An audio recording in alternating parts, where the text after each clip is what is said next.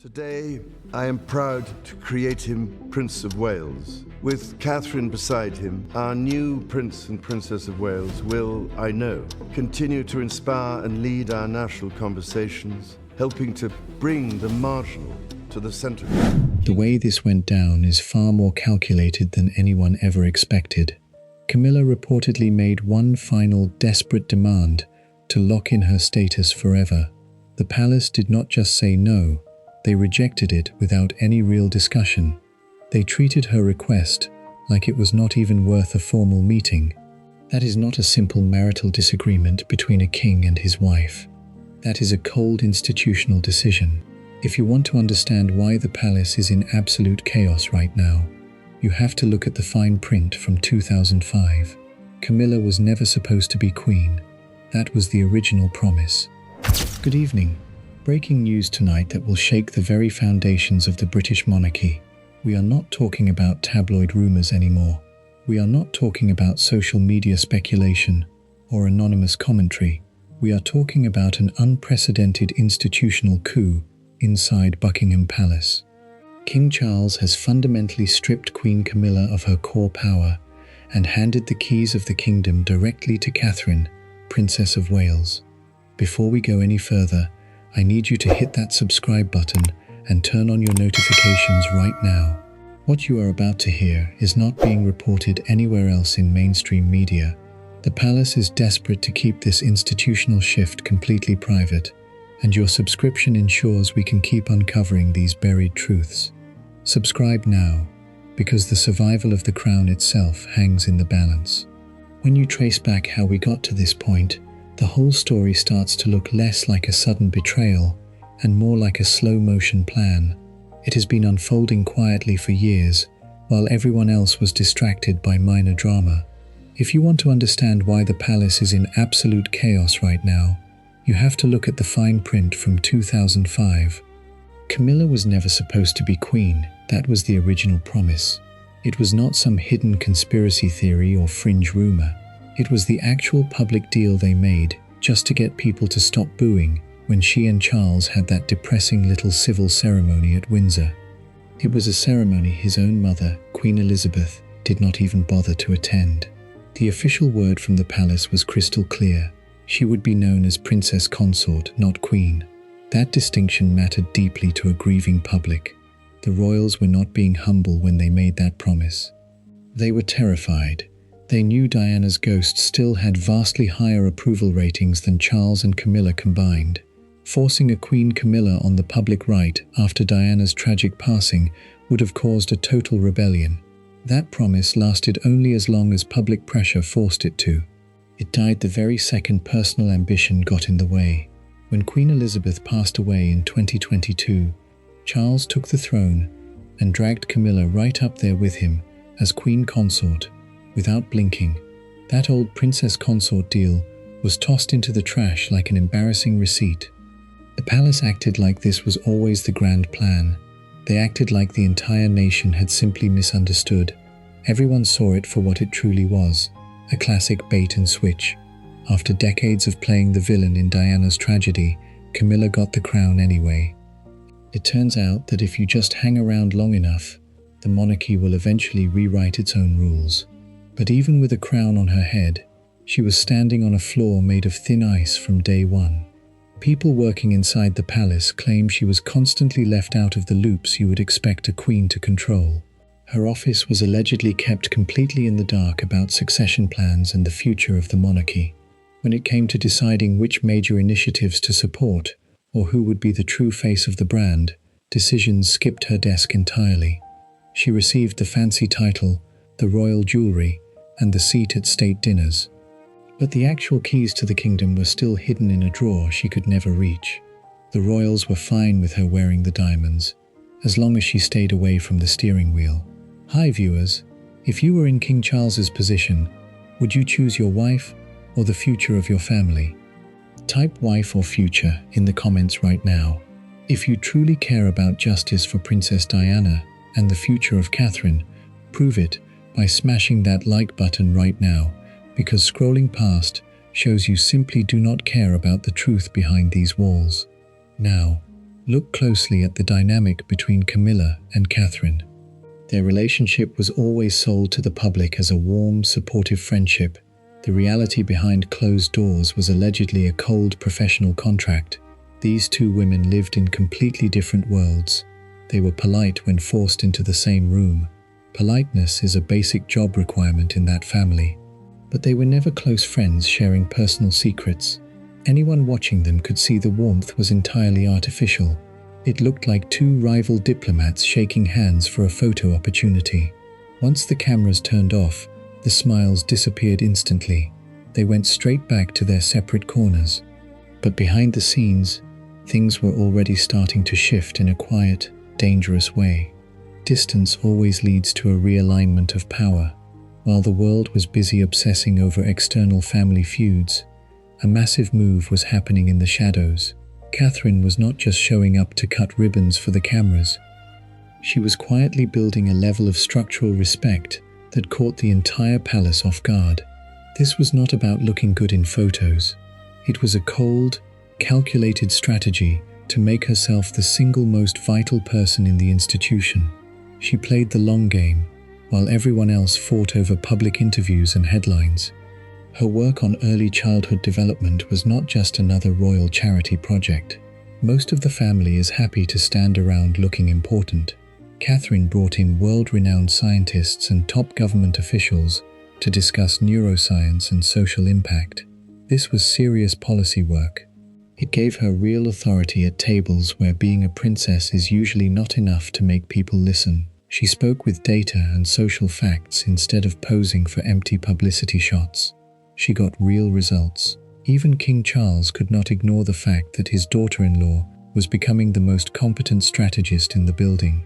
Trained faces and white-knuckled grips on leather chairs became standard during late-night policy meetings. Camilla watched from the sidelines. She could feel her relevance slipping away like sand through her fingers. As Camilla celebrated her surface status, an unread memo sat inside the king's private study. It proved her standing was built on a foundation of sand. While Camilla assumed her royal position was locked forever, a quiet plan was already unfolding in the east wing of Kensington Palace, a strategy that would make Camilla obsolete before the year was out.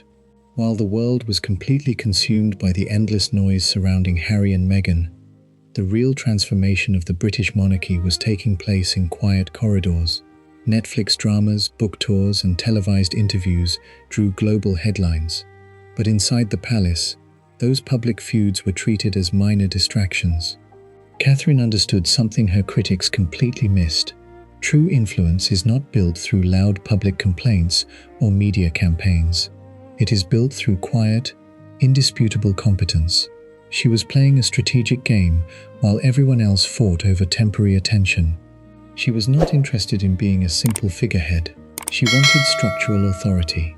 Her transition from a traditional royal icon into a serious policy advocate was deliberate and meticulous. Most members of the royal family are content with smiling for photographers, shaking hands, and cutting red ribbons at charitable events. Catherine refused to settle for surface-level appearances. She focused her energy on early childhood development.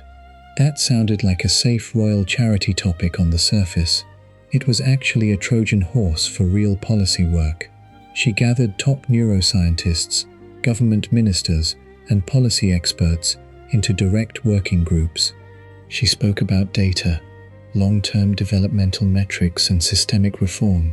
This was not a photo opportunity. This was high-level institutional strategy. It earned her a seat at tables where being a princess usually means very little.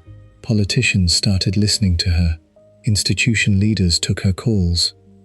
She was proving that she possessed real executive discipline. King Charles observed this transformation from his study with keen interest. He recognized intelligence when he saw it. He saw a daughter-in-law who was becoming the most capable strategist inside the entire firm. Camilla watched this rise with growing discomfort. She had spent decades enduring public hostility just to earn her crown. Now, she was watching a younger woman secure the kind of respect she could never command. Camilla had the title, but Catherine had the trust. In the world of constitutional monarchies, Public trust is the only currency that actually matters. The tension between them was not loud. It was measured in cold glances, brief greetings, and avoided eye contact. Then came early 2024.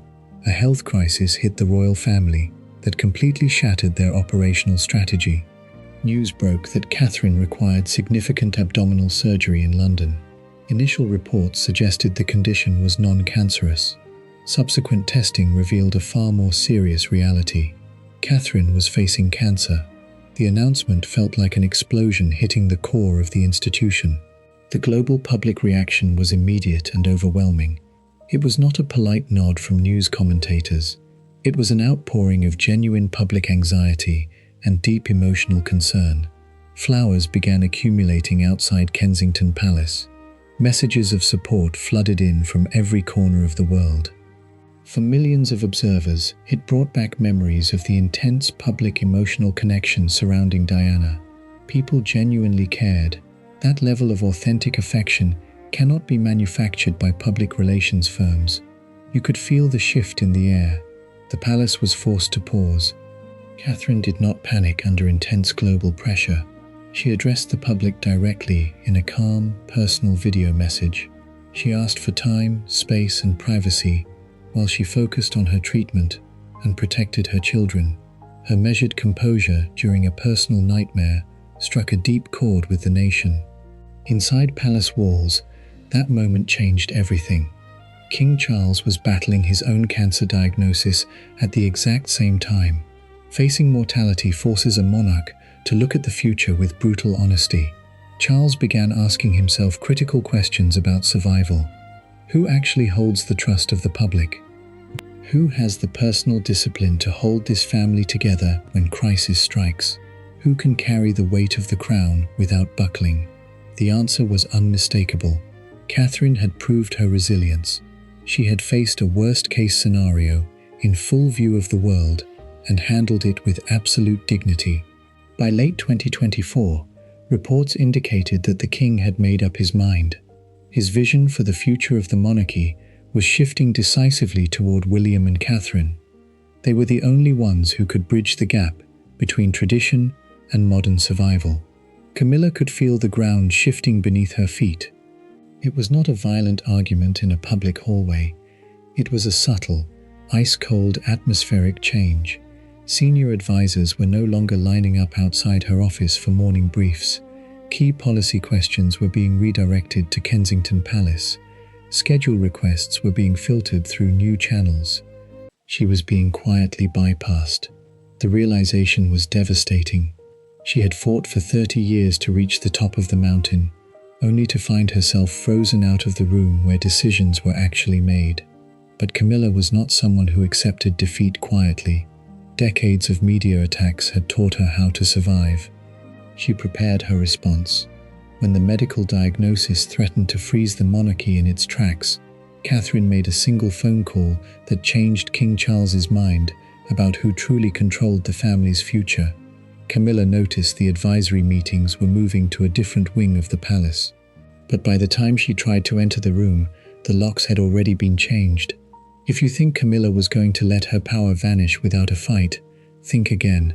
What she drafted in secret during the spring of 2025 would push King Charles to his absolute limit. You cannot afford to miss what comes next. In our next chapter, we will expose the exact contents of the private legal letter Camilla handed directly to the king and the ruthless move Charles made that left the entire palace in total silence. Subscribe right now and turn on your notifications so you do not miss a single detail of this unfolding crisis. By the time spring of 2025 arrived, the quiet power shift inside Buckingham Palace was no longer just an invisible atmosphere. It became an official, systematic dismantling of authority. King Charles set into motion a massive internal redistribution of royal responsibilities. On the surface, the Public Relations Office framed this as a routine modernization effort. They called it a streamlining of royal duties. But behind closed doors, everyone knew the truth. It was a calculated stripping of power. The reallocation was executed with surgical precision. Major patronages that Camilla had carefully cultivated over 2 decades were methodically stripped away.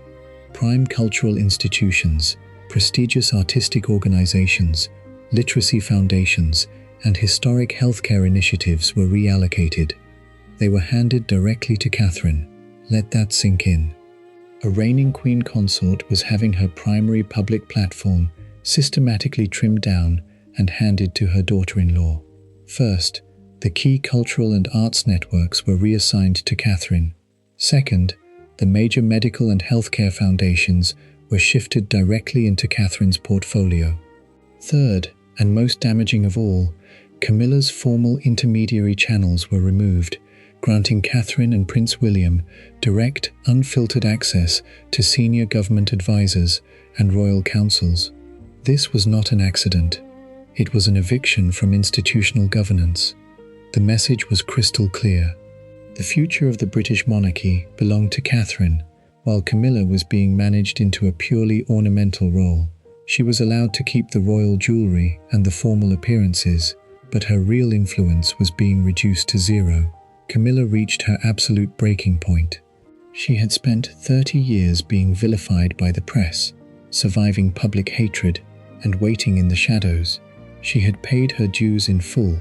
She was not about to let herself be pushed into a quiet corner without a fight. In a move driven by pure desperation and anger, Camilla took matters into her own hands. She decided to force the king's hand before her standing vanished entirely. She had her personal legal advisors draft a private written ultimatum. It was essentially a binding legal agreement, a formal royal contract designed to secure her position forever. The document was rigid and uncompromising. It demanded guaranteed long-term rank, irrevocable protection for her remaining patronages, and mandatory inclusion in all future governance discussions. It was an attempt to put a legal lock on her status, so that neither Charles nor Catherine could ever push her out. She carried that folder into the king's private study herself. The room was completely silent except for the heavy ticking of an antique desk clock. She placed the contract directly on Charles's desk. She did not raise her voice. She did not need to. Her intention was clear. Sign it, or watch what happens to this family's fragile unity. She held the document in her trembling hands, presenting it directly to the king with that single ultimatum. She believed her 30 years of total loyalty gave her the leverage to demand protection. She believed Charles would yield to avoid a public scandal. She miscalculated. The king did not reach for his pen. He did not offer a heated debate or a nervous apology. He slowly closed the leather folder, looked his wife directly in the eye, and delivered a 3-word response that froze the room entirely. What King Charles said in that quiet study destroyed Camilla's entire strategy in less than 5 seconds. The cold refusal that followed was so swift and unexpected that advisors backing out of the hallway reported seeing Camilla leave the room in complete, stunned silence. Do not look away now. In our next chapter, we will reveal the exact cold words Charles used to reject his wife's demand, and how the ghost of Princess Diana ultimately shaped his decision to hand total control to Catherine. Subscribe right now and hit the notification bell so you do not miss a single moment of this historic royal showdown. The king looked at the document on his desk, then looked up at his wife. He did not raise his voice. He did not debate the points. He simply said, "This is absurd." That cold, definitive refusal sent a shockwave through the room. The institutional line was absolute. The monarchy must remain flexible to survive, placing public trust and long-term continuity far above individual demands. King Charles made it entirely clear that no private contract would bind the hands of the crown. The royal house would not issue written guarantees to safeguard personal status. Camilla stood frozen in the heavy silence. Her jaw was tightly clenched, her eyes fixed on the closed folder. For over 30 years she had survived public outrage, cruel headlines, and persistent hostility. She had played the long game, enduring decades of quiet isolation to reach the rank of queen. Yet, in a single moment, her leverage was completely dismantled. She did not create a scene. She did not shout. Decades of strict palace training prevented any public display of emotion. Instead, she turned on her heel, her heels clicking sharply against the polished marble floors as aides backed out of the corridor in total stunned silence. The atmosphere in the royal apartments turned ice cold. What followed was an unbearable, suffocating quiet. Camilla retreated to her private quarters, consumed by a freezing rage. She had sacrificed her reputation, her privacy, and her entire life for the institution, only to learn a brutal truth. The crown honors no personal debts. Look closely at the historical irony unfolding before us. The ghost of Princess Diana has hovered over every major decision made inside Buckingham Palace for nearly 30 years. When Charles looked at the state of the monarchy in 2025, he realized something profound. The family's survival depended entirely on public connection and authenticity, the exact qualities Diana possessed. Catherine naturally evokes that same rare, unforced bond with the public. She carries herself with the exact grace, warmth, and quiet strength that once captivated the world. Charles realized that trying to force the public to center Camilla over Catherine was a losing battle that could destroy the house entirely. Tina Brown once noted that the trauma of the 1990s continues to dictate every tactical move the palace makes. By prioritizing Catherine, Charles was not just choosing a daughter-in-law, he was bowing to the enduring legacy of Diana. Camilla thought her 30 years of endurance had bought her complete immunity. She forgot the golden rule of the monarchy. Individuals are always secondary to the institution. Later that same week, Catherine walked into the king's private study, expecting a routine operational briefing. She had no idea what had transpired just hours prior. On the desk lay the official reassignment documents, already fully signed and stamped with the royal seal. Charles handed her the portfolio without drama. The transition was complete. Catherine was given direct authority and primary control over the royal image, while Camilla's influence was permanently contained. Catherine stared at the documents in silence. The immense weight of the institution was being passed directly into her hands. If you think this was the end of the struggle, you are mistaken.